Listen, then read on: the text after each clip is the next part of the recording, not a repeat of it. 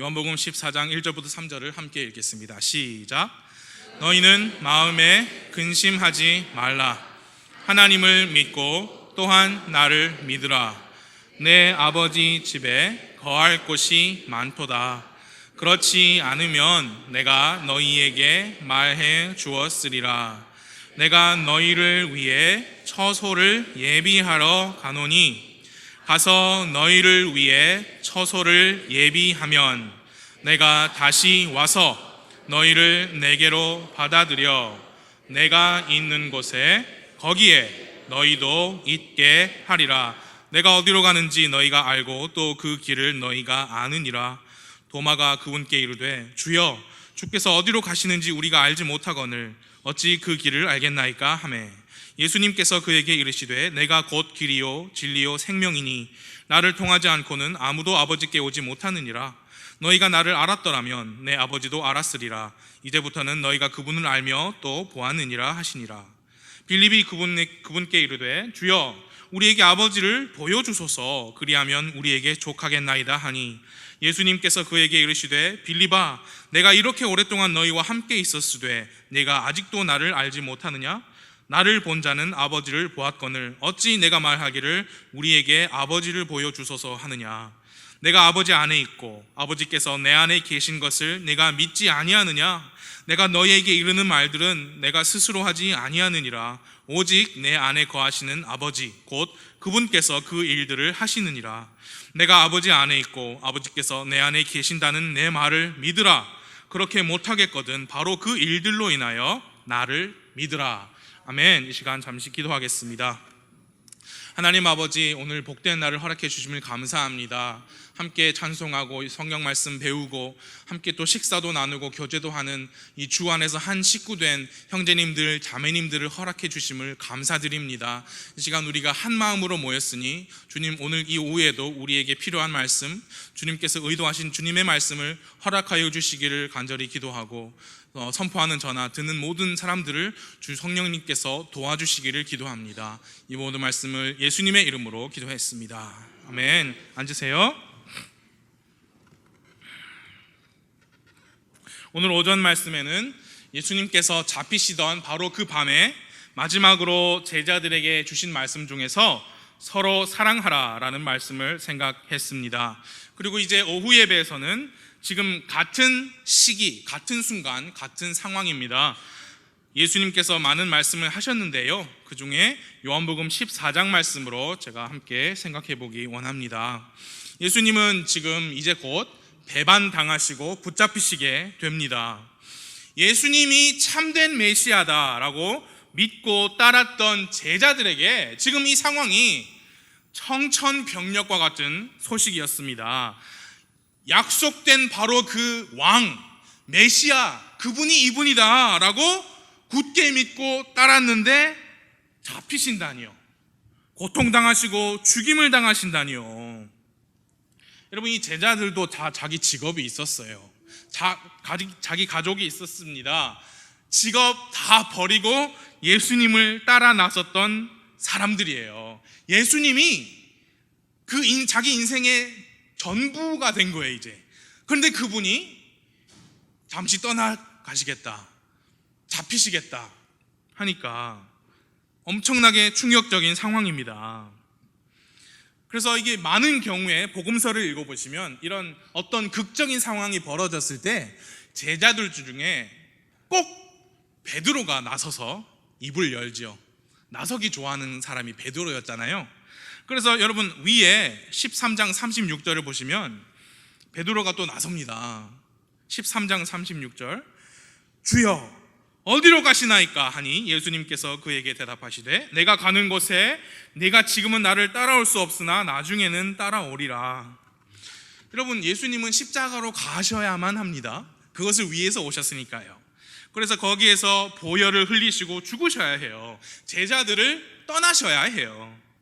그래서 이 베드로를 비롯한 제자들에게는 정말 절망적인 소식이 아닐 수 없습니다. 37절을 보세요. 베드로가 나서기 좋아하고 말하기 좋아하는 베드로, 주여 어찌하여 내가 지금은 주를 따라갈 수 없나이까? 내가 주를 위해 생명을 내놓겠나이다.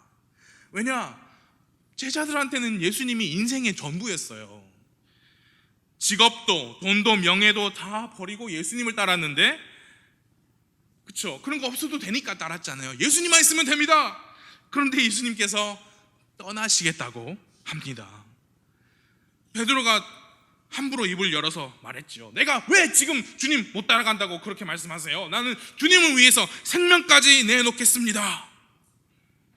그런 베드로에게 예수님의 대답하신 거 우리가 너무 잘 알고 있죠. 38절에 있습니다. 네가 나를 위해 네 생명을 내놓겠느냐? 진실로 진실로 내가 네게 이르노니 수탉이 울기 전에 네가 3번 나를 부인하리라. 이렇게 제자들의 마음이 지금 흔들리고 있어요. 불안하고 마음에 참 근심할 수 있겠다. 예수님께서 아시죠. 그래서 14장 1절부터 4절까지 그 말씀을 주신 겁니다. 14장 1절부터 보세요. 너희는 마음에 근심하지 말라. 하나님을 믿고 또한 나를 믿으라. 내 아버지 집에 거할 곳이 많도다. 그렇지 않으면 내가 너희에게 말해 주었으리라. 내가 너희를 위해 처소를 예비하러 가노니 가서 너희를 위해 처소를 예비하면 내가 다시 와서 너희를 내게로 받아들여서 내가 있는 곳에 거기에 너희도 있게 하리라. 내가 어디로 가는지 너희가 알고 또 그 길을 너희가 안다. 예수님께서 확실하게 말씀해 주셨어요. 지금 불안해하지 마라. 내가 어디로 가는지 너희가 알고 왜 가는지 너희가 알고 내가 다시 올 것이다. 아버지 집에 거할 곳이 많다. 가서 너희를 위해서 처소를 예비하면 내가 다시 와서 너희를 받아들이겠다. 4절에 예수님께서 분명히 말씀하셨어요. 내가 어디로 가는지 너희가 안다. 그 길을 너희가 지금 알고 있다. 그런데 제자들이 지금 여러분 상황을 이해하셔야 돼요. 자기 인생의 전부를 걸었는데 그게 무너지는 것 같은 상황이에요.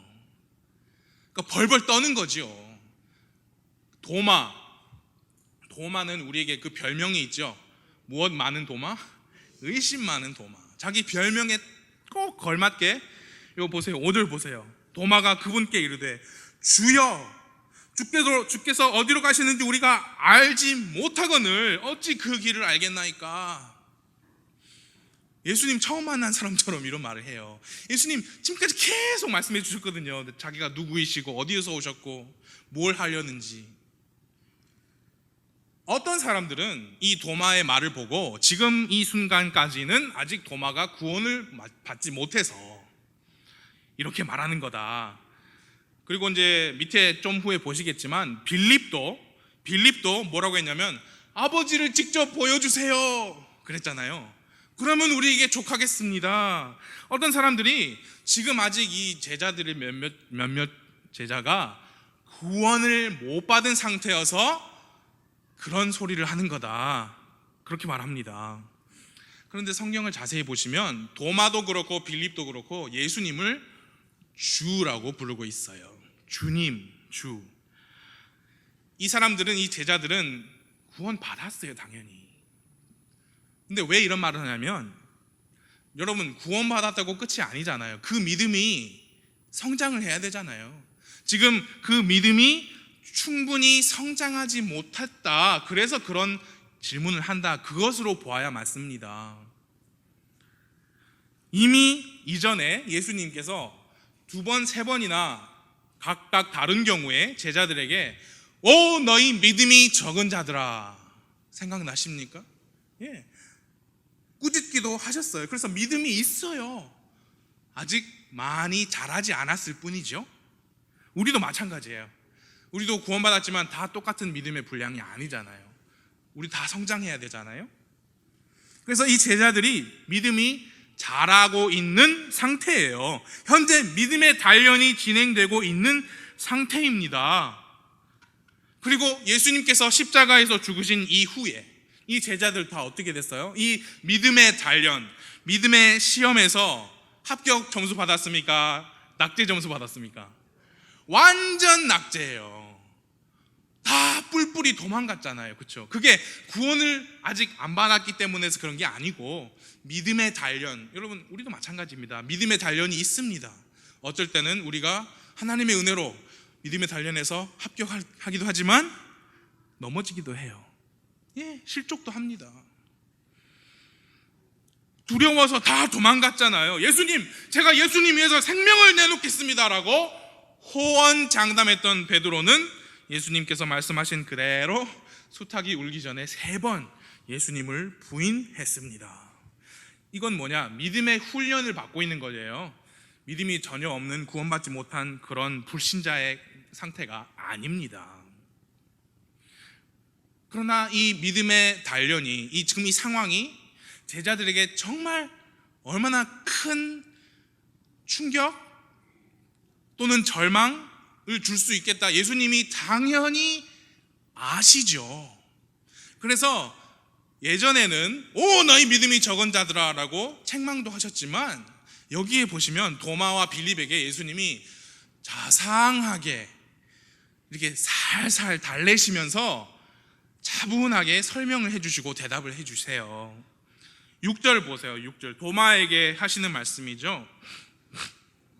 예수님께서 그에게 이르시되 내가 곧 길이요 진리요 생명이니 나를 통하지 않고는 아무도 아버지께 오지 못하느니라. 너희가 나를 알았더라면 내 아버지도 알았으리라. 이제부터는 너희가 그분을 알며 또 보았느니라. 정말 실로 파워풀한 선언의 말씀입니다. 내가 곧 길이다, 진리다, 생명이다. 이 인류의 역사를 바꿔놓았잖아요, 이 예수님의 진리의 말씀이. 그런 이 엄청난 말씀을 듣고 나서 빌립이 한다는 소리가 8절 보세요.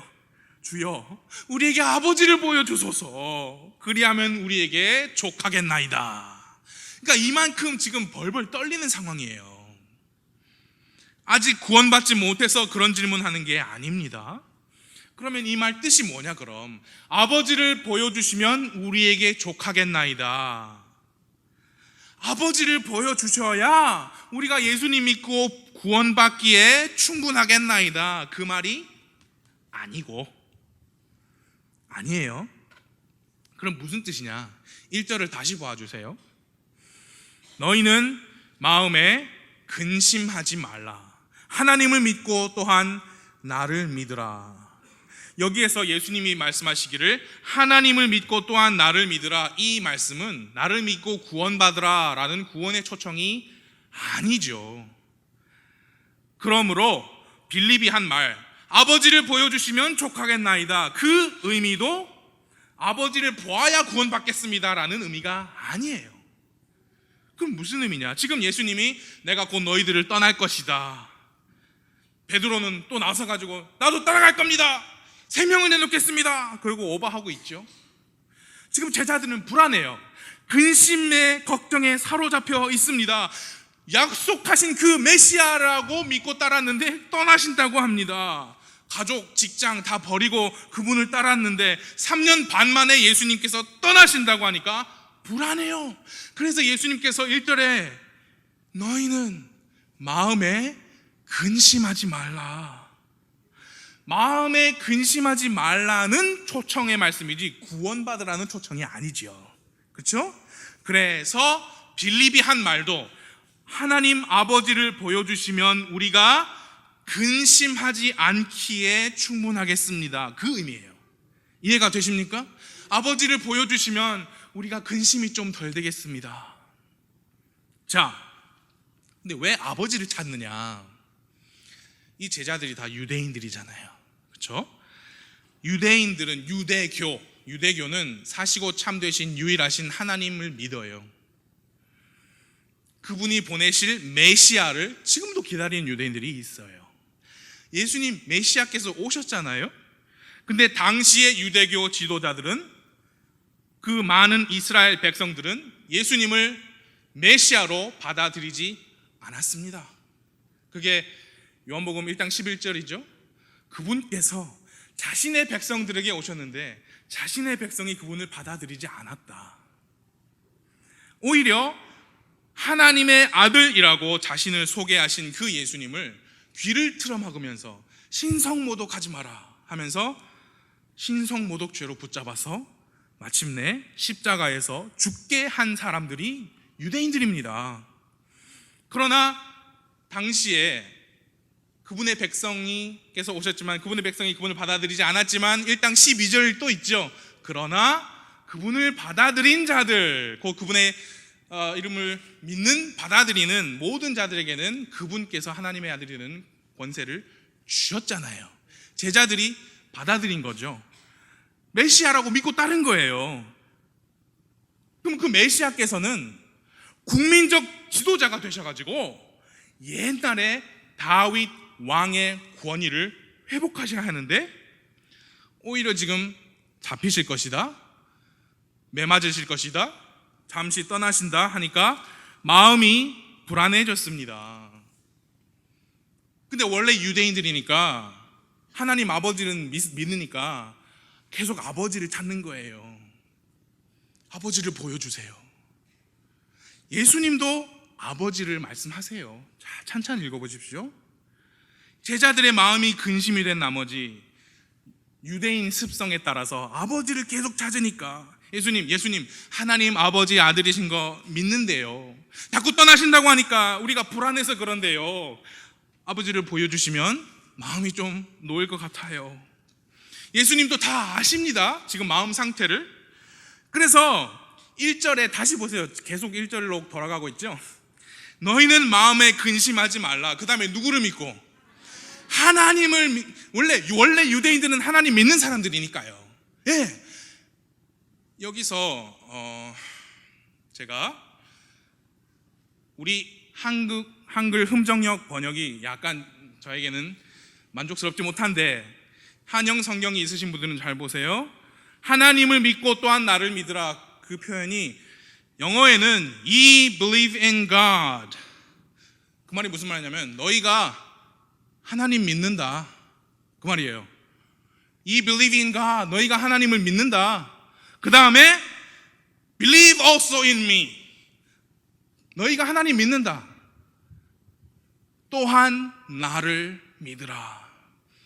이 부분은 오히려 개역 성경이 더 가까운 것 같아요. 이 흠정역 영어에는 원어를 찾아보니까 너희가 라는 그 말이 없어요. 우리 흠정역처럼 그냥 하나님을 믿고 또한 나를 믿으라, 원어에는 그렇게 나와 있더라고요. 그래서 원어에 더 가까워요, 이 번역은. 그러나 영어에는 너희가 라는 주어가 있습니다. You believe in God. 어찌 됐건 지금 예수님께서 하시는 말씀이 뭐냐면 너희가 불안하지? 근데 너희 원래 하나님 믿었잖아. 그 너희 하나님 믿는 거 맞아. 하나님 믿어. 그리고 또 누굴 믿어요? 하나님 믿는 것처럼 또한 나를 믿으라. 예수님께서 그 말씀 하시는 거예요. 너희가 하나님을 믿는데 또한 나를 좀 믿어다오. 그리고 나서 2절에서 아버지 집 이야기를 하십니다. 왜냐? 아버지에 대한 말씀을 주셔야 이 제자들이 마음이 근심하지 않을 수 있어요. 내 아버지 집에는 거할 곳이 많도다. 의심 많은 도마가 예수님이 어느 길로 가시는지 질문했을 때 7절에서 또 아버지 이야기를 강조하셨습니다. 너희가 나를 알았더라면 내 아버지도 알았으리라. 이제부터는 너희가 그분을 알며 또 보았느니라.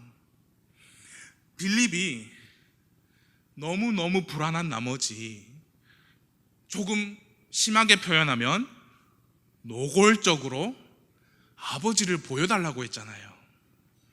그때 예수님 또 아버지를 강조하시면서 예수님과 하나님 아버지가 하나이다, 그 진리를, 교리를 책망하시지 않고 자상하게 자세히 다시 설명해 주셨어요. 그게 9절, 10절, 11절이죠. 예수님께서 그에게 이르시되 빌립아, 내가 이렇게 오랫동안 너희와 함께 있었으되 네가 아직도 나를 알지 못하느냐? 나를 본 자는 아버지를 보았거늘 어찌 네가 말하기를 우리에게 아버지를 보여주소서 하느냐? 내가 아버지 안에 있고 아버지께서 내 안에 계신 것을 네가 믿지 아니하느냐? 그 말은 이미 믿고 있다 그 말이잖아요. 내가 너희에게 이르는 말들은 내가 스스로 하지 아니하느니라. 오직 내 안에 거하시는 아버지 곧 그분께서 그 일들을 하시느니라. 내가 아버지 안에 있고 아버지께서 내 안에 계신다는 내 말을 좀 믿어다오. 그렇게 못하겠거든 바로 그 일들로 인하여 나를 믿어라. 그 말씀은 뭐냐면은 그게 믿지 못하겠느냐? 그러면 내가 이제 십자가로 가서 십자가에서 내가 피를, 죄 없는 피를 흘리고 죽는 그 일을 보고 내가 하나님께서 보내신 하나님의 아들이심을 믿으라. 이 11절을 보면 지금 책망하시는 게 아니라 참 많은 인내하심으로 살살 달래시면서 아버지를 믿듯이 나를 믿으라라고 초청하시는 것을 볼 수 있습니다. 그건 구원 초청이 아니라 마음에 근심하지 말라는 초청의 말씀이죠. 저는 오늘 오후에 그 말씀, 근심하지 말라라는 그 말씀이 당시에 제자들에게 주셨던 말씀일 뿐만 아니라 현재 오늘날 우리를 향해서 예수님께서 우리에게 직접 주시는 말씀인 것을 여러분 앞에 선포합니다. 우리에게도 주신 말씀입니다. 너희는 마음에 근심하지 말라. 하나님을 믿으니 또한 나를 믿으라. 아니 목사님, 어떻게 지금 당시 제자들이 불안하니까 당시 제자한테 한 말씀이지 어떻게 이게 우리한테도 주신 말씀입니까? 제가 보여드릴게요. 2절부터 보시면 예수님께서 아버지 집에 거할 곳이 많고, 여러분 이 말씀 아시잖아요, 그렇죠? 내 아버지 집에 거할 곳이 많으니까 내가 거기 가서 너희를 위해 처소를 예비할 것이다. 처소를 예비하면 다시 오셔서 제자들을 받아들이시겠다라고 말씀하셨죠. 3절 보세요. 가서 너희를 위해 처소를 예비하면 내가 다시 와서 너희를 내게로 받아들여, 그 다음 보세요. 내가 있는 곳에 거기에 너희도 있게 하리라. 자, 우리가 이 다음 스토리 우리 알고 있습니다. 예수님 십자가에서 죽으셔요. 그리고 묻히시죠. 그래서 잠시 제자들을 떠나세요. 그 다음에 부활하셔서 제자들에게 다시 오시기는 오시죠. 그렇죠? 그러나 그 제자들에게 다시 오신 그때에 제자들을 받아들이셔서 셋째 하늘로 데리고 가십니까? 준비하신 처소로 받아들이십니까? 그래서 내가 있는 곳에 거기에 너희도 있게 하리라, 그렇게 안 하셨죠. 승천하셨어요. 너희는 가서 모든 민족들로 제자를 삼고, 그 명령 주시고 승천하셨어요. 그렇기 때문에 지금 3절에서 하신 말씀, 내가 다시 오겠다. 내가 다시 오면 내가 너희를 내게로 받아들여서 내가 있는 곳에 너희도 있게 하겠다라는 그 약속의 말씀은 아직 이루어지지 않은 겁니다. 그 약속의 말씀은 우리에게도 해당되는 말씀이에요. 이해가 되십니까? 또 보여드리겠습니다. 밑에 14장인데요 16절부터 봐주세요. 한 장 넘기셔서 어떻게 이 말씀이 우리에게도 해당되는 말씀인가. 16절, 내가 아버지께 구할 터인즉 그분께서 다른 위로자를 너희에게 주사 그분께서 영원토록 너희와 함께 거하게 하시리니 곧 진리의 영이시라. 세상은 그분을 받아들이지 못하나니 이는 세상이 그분을 보지도 못하고 알지도 못하기 때문이라. 그러나 너희는 그분을 아나니 이는 그분께서 너희와 함께 거하시며 또 너희 속에 계실 것이기 때문이라. 내가 너희를 위로 없이 버려두지 아니하고 너희에게로 오리라 했죠. 그러니까 내가 갈 것이다. 그 다음에 다른 위로자 진리의 영께서 너에게 오실 것이다. 그러니까 너희들은 위로 없이 가만히 너희들끼리만 안 있어도 된다. 위로자가 오신다. 내가 너희를 위로 없이 버려두지 아니하고 너희에게로 다시 오리라. 이 다른 위로자 진리의 영은 성령님이십니다. 성령님을 보내주시겠다고 약속하셨어요. 예수님께서 십자가에서 죽으시고 잠시 제자들을 떠나신 것은 맞습니다. 그러나 그때 성령님 오셨어요? 그러니까 예수님께서 십자가에 죽으셨어요. 제자들 떠나셨죠, 잠시. 그 사이에 성령님 오셨습니까? 아니죠. 그 이후에 예수님께서 승천하시기 직전에 너희는 성령을 받으라라고 몇몇 제자들에게 직접 수음을 부르셔서 통째로 모두가 아니고 몇몇 제자들은 성령님을 미리 받았고요. 이제 통째로 받은 건 언제예요? 오순절에. 그리고 오순절 이후로는 여러분과 저 죄인이 구원받는 그 즉시 성령님께서 들어오셔서 내주하시게 됩니다. 그렇죠. 그분께서 다른 위로자이세요. 예수님께서 떠나가신 그 도중에 우리를 위로해 주시는 그분이시다. 근데 예수님께서 분명히 뭐라고 하셨어요? 내가 다시 너에게로 오리라. 지금 예수님 아직 안 오셨잖아요. 성령님 위로자만 주시고 아직 안 오셨잖아요. 그렇기 때문에 이 말씀들은 우리에게도 직접 적용할 수 있는 말씀이다. 그겁니다. 26절, 27절을 보시면 더 확실해집니다. 같은 장 26, 27. 위로자 곧 아버지께서 내 이름으로 보내실 성령님, 그분께서 너희에게 모든 것을 가르치시고 내가 너희에게 무엇을 말하였든지 너희가 모든 것을 기억나게 하시리라. 27절을 한번 같이 읽어보겠습니다. 시작.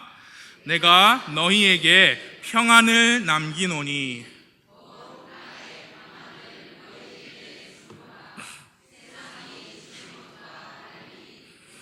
너희에게 주노니 너희는 마음에 근심하지도 말고 두려워하지도 말라.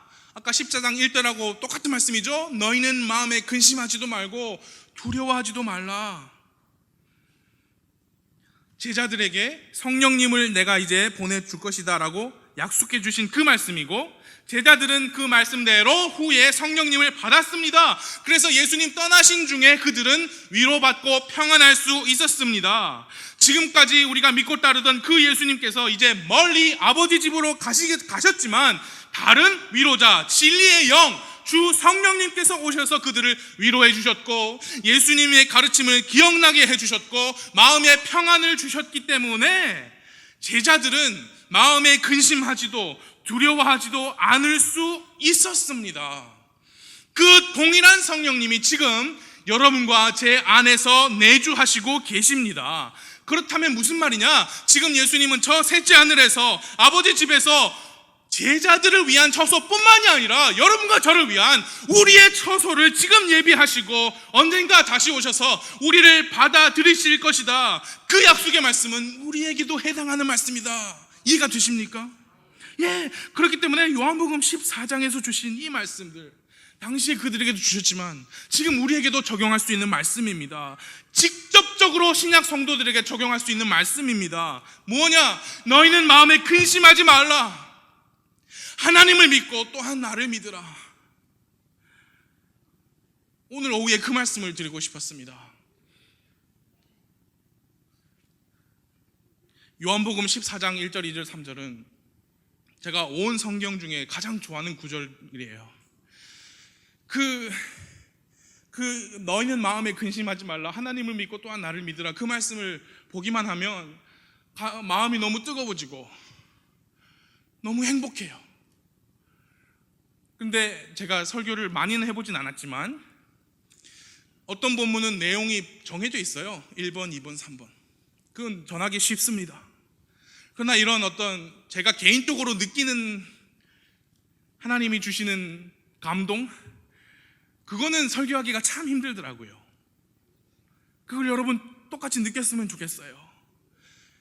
너희는 마음에 근심하지 말라. 하나님을 믿고 또한 나를 믿으라.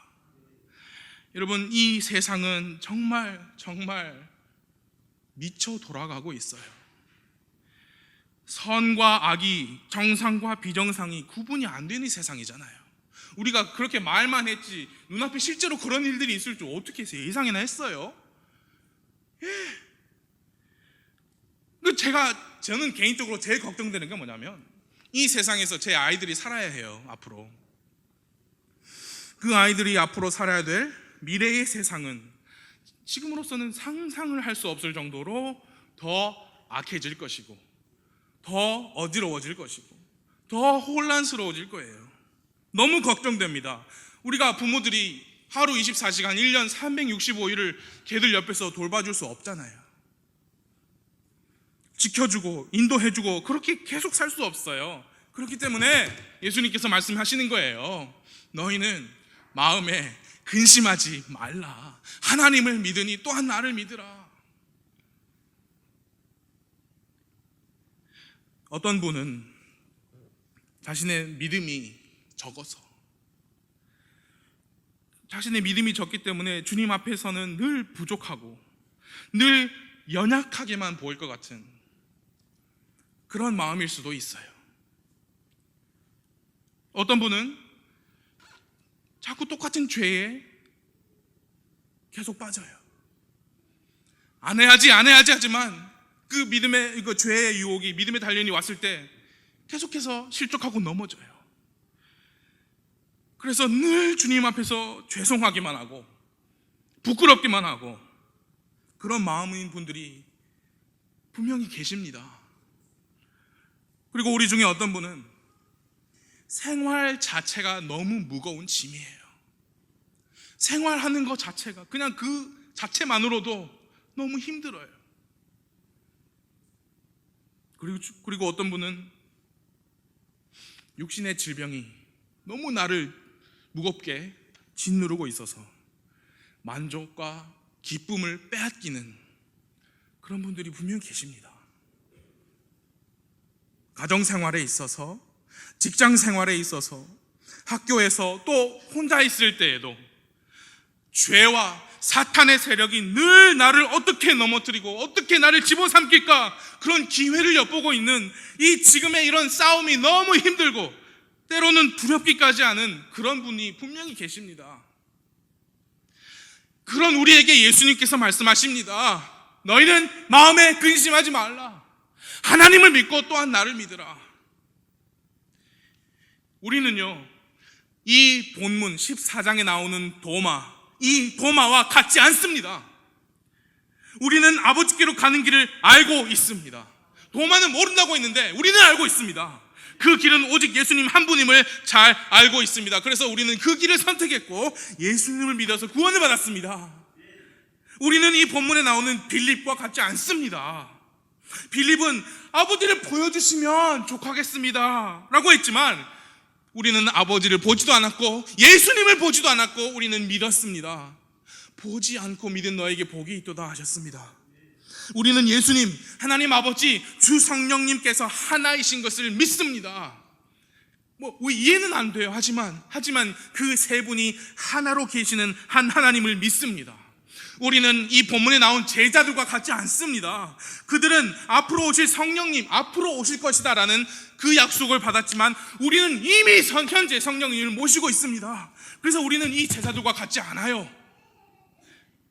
우리는 이 제자들이 보았고 들은 것보다 더 확실한 대언의 말씀, 성경 기록을 처음부터 끝까지 가지고 있습니다.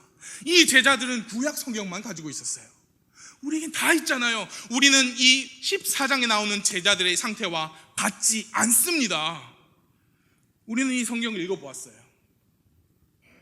이 전쟁의 마지막이 어떻게 끝났는지 이미 다 읽어보았어요. 이 싸움이, 이 힘들고 긴 싸움의 끝을 이미 읽어보았습니다. 예수님께서 이미 나는 세상을 이겼다고 말씀하셨습니다. 우리는 주 예수님과 함께 이기는 자라고 말씀하셨습니다. 우리가 이기는 자예요. 이만희가 이기는 자가 아니라 우리가 이기는 자입니다. 여러분, 제가 지금 무슨 말씀 드리는 거예요? 예? 이 세상이 아무리 힘들고 아무리 어둡고 악해도, 우리의 믿음의 단련이 아무리 힘들고 어려워도 사탄의 유혹이, 사탄의 시험이 아무리 강하고 끈질겨도, 또한 이 생활 자체가 아무리 힘들어도, 인생의 짐과 질병이 아무리 나를 짓누른다 할지라도 우리는 예수님께 말씀드릴 수 있다 이겁니다. 나는 예수님을 믿습니다. 나는 예수님을 믿습니다. 마음에 근심하지 않겠습니다. 예수님 나의 구원자이심을 내가 믿습니다. 예수님 지금 내가 겪고 있는 이 고통, 이 고난, 이 단련, 이것을 통해서 예수님이 선을 이루실 줄 믿습니다. 그래서 저는 불안하지 않겠습니다. 넘어지지 않겠습니다. 넘어져도 다시 일어나겠습니다. 너희는 마음에 근심하지 말라. 하나님을 믿고 또한 나를 믿으라 하셨으니 나는 예수님을 믿습니다. 우리 그 고백을 할 수 있습니다. 이 제자들하고 지금 상태가, 환경이, 믿음의 수준이 달라요. 우리는 여러분이 훨씬 더 고차원적인 믿음을 가지고 계십니다. 그래서 이렇게 고백하실 수 있어야 해요. 아무리 힘들어도 나는 예수님을 믿습니다. 나는 예수님을 믿습니다. 나는 예수님을 믿습니다. 돈, 명예, 권력, 스펙, 자기개발, 운, 여행, 인맥, 세상 정권, 이 모든 것보다 나는 예수님을 믿습니다. 그러므로 나는 근심하지 않겠습니다. 주님 주시는 평안 가운데 살겠습니다. 세상이 주는 것과 다른 주님께서 주시는 평안으로 나는 마음에 근심하지도 두려워하지도 않겠습니다. 이렇게 매일매일 이 같은 고백을 해야 우리는 승리할 수 있어요. 이 승리는 이미 우리 거예요. 이미 우리는 승리했다니까요. 이기는 자라니까요. 그럼 그 주장하셔야죠. 사탄은 어떻게 하느냐? 우리는 이미 이기는 자인데 그걸 까먹게 해요. 왜? 발등에 무슨 폭탄을 펑 터뜨려가지고 그거에만 집중하게 해요. 그게 돈 문제가 됐든, 질병이 됐든, 가족 문제가 됐든, 뭐가 됐든, 직장생활 문제가 됐든지 간에 그런 것들로 우리를 억눌러서 주님 주시는 이 기쁨, 주님 주신 이 평안을 맛보게 하지 못하게 하는 게 사탄의 일입니다. 예수님께 말씀하세요. 나는 예수님을 믿습니다. 그렇게 사십시오. 그래야 우리가 이 험한 세상에서 살 수 있어요. 그리스도인으로서 살 수 있습니다. 이게 없으면은 흔들려요. 믿음도 마찬가지고.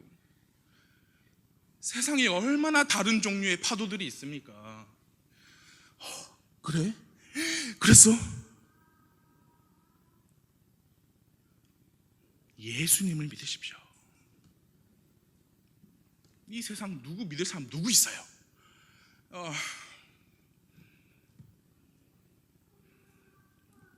저는 오래전부터 이렇게 말했어요. 정치란 무엇이냐? 여러분 여기 안에 롯데 자이언츠 팬들이 있을 거라고 생각합니다. 정치는 스포츠와 같다. 내가 좋아하는 팀이 있을 수 있죠. 근데 내가 좋아하는 팀이 이겼어요. 그러면 어때요? 기분이 좋아. 근데 내가 응원한 팀이 졌어요. 롯데가 졌는데 그게 여러분의 인생의 끝입니까? 아니에요. 그게 이 세상이에요, 여러분. 이 세상을 살면서 여러분 기호라는 말 아시죠? preference 가지실 수 있습니다. 어떤 사람 마음에 들 수 있어요. 어떤 작가 마음에 들 수 있고, 어떤 영화, 어떤 생각, 철학, 어떤 분야, 학문 그런 거 좋아하실 수 있지만 그거 다 세상이에요. 그래서 여러분이 좋아하시는 그게 잘 되고 흥하면 여러분 기분 좋은 걸로 끝나면 되고요. 그게 아니면은 그랬나 보다 하고 넘어가야지. 거기에다가 소망을 두시게 되면 예수님을 믿는 게 아니에요. 이 세상에다가 소망을 두시면 안 돼요. 이 세상은 그것의 정욕도 사라질 것이로되 오직 아버지의 뜻을 행하는 자는 영원토록 거할 것이다 라고 했습니다. 그러니까 예수님을 믿으십시오. 마음에 근심하지도 두려워하지도 않으셔도 됩니다. 예수님을 믿으십시오. 기도하겠습니다.